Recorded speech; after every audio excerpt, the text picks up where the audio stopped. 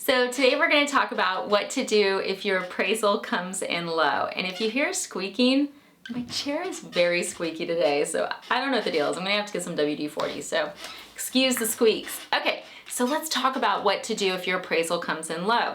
It's something that I'm seeing a lot of, so it's worth a discussion because the first thing every client asks me is, what can I do? Okay, so there's a couple different options. The first thing you can do is you can ask the seller to drop their purchase price. Now this is something you would talk to with your agent about, and what I've seen agents do in the past is they send a copy to the seller and they say, hey look, unfortunately the house did not appraise, can we please lower the purchase price to XYZ? That's number one. That's your ideal situation. Your ideal situation is you send the appraisal to the listing agent, your agent does, and they say, okay, that's fair. And the seller agrees to drop their price. That is dream scenario, okay? The second thing you can do is you can pay the difference. So as the lender, we're never gonna finance more than the purchase price. So if it is, let's say you're buying it for $200 and it appraises at $195, all my numbers are gonna be based off of $195. If the seller still wants $200 and they won't budge, you're gonna have to bring in $5K to bridge that difference.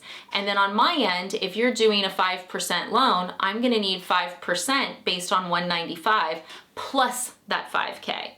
Okay, so anything between the appraised value and the purchase price is a plus. It doesn't get taken into consideration with your down payment percentages, and that's very important.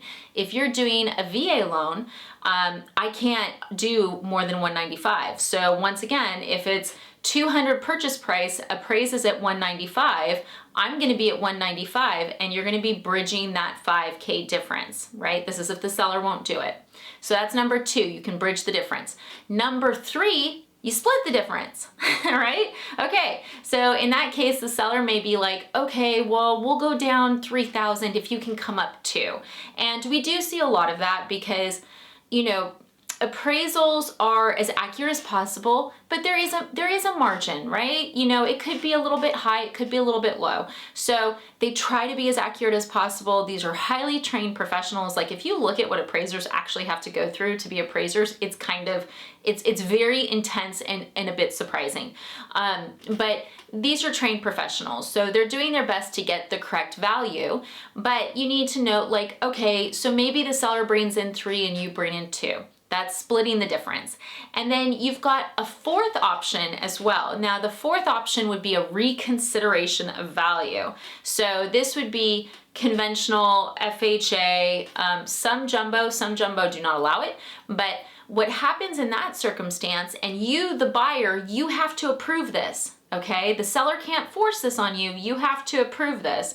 So what happens is we ask the realtors for comps to support the value, why they think the appraiser's incorrect, okay? And then we submit it back to the appraiser and just ask if perhaps he could look at additional comps, correct factual errors, or add an additional comp that's, you know, maybe one that they used isn't accurate. So what I've seen in the past is like perhaps an appraiser used a comp where it said it was in good condition. These are closed sales. However, it actually was totally trashed and the agent can provide proof that, hey, this isn't really a great comp because it was missing a foundation or it had leaks or something crazy like that. And I do see stuff like that happen because when an appraiser is doing comparable sales, they're looking at closed sales to a large extent. The most important comps are closed sales. So they may never have walked through the house they're comparing your house to. So it is definitely possible the realtor may have additional information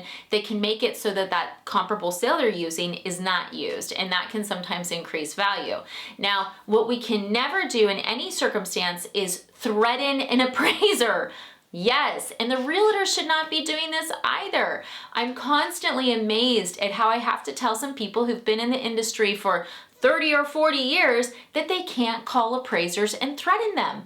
Appraisers are independent parties. They are not supposed to be manipulated into the value that they give. So it's very important to know because, like, gosh, the stuff I've heard over the years, I've heard people like, you know, mostly in trainings where they're like, you know, this guy would pay this appraiser to bring the value in. No, that's not the way it works in these days. Like, the appraiser is an independent party. Don't try to bribe, blackmail, or threaten an appraiser. Just stop. And don't ask me to do it either. It's insane. Like, I'm not even allowed to talk to the appraisers. So don't go there. If you have good proof as to why the appraisal is low and it should be higher, fantastic. Let's use that. But if you have no proof and you just want a higher price, it doesn't work. It doesn't work. Now, one important note. Excuse my nose there. These allergies, I'm trying new stuff. It's not working yet.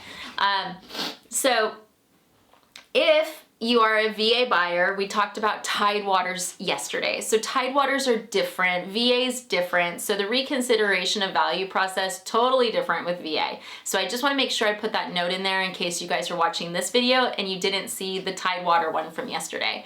So if you are a VA buyer, please check out the Tidewater video. But the first three things still hold. Seller drops their price, you bridge the difference, you split the difference. It's really where you end up. And then the fourth, for conventional FHA and some jumbo, is a reconsideration of value. So those are the things that we look at when an appraisal comes in low. Some of the solutions, it can be very easy to get distraught. Don't get distraught, just understand that this is a secondary negotiation that you need to go through.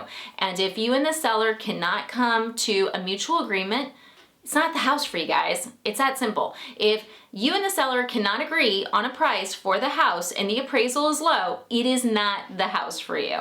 So I hope this has been super helpful. As always, I guess I have to say this, I am a lender. I am licensed in 46 states. So if you need a loan, please reach out, and thank you for watching.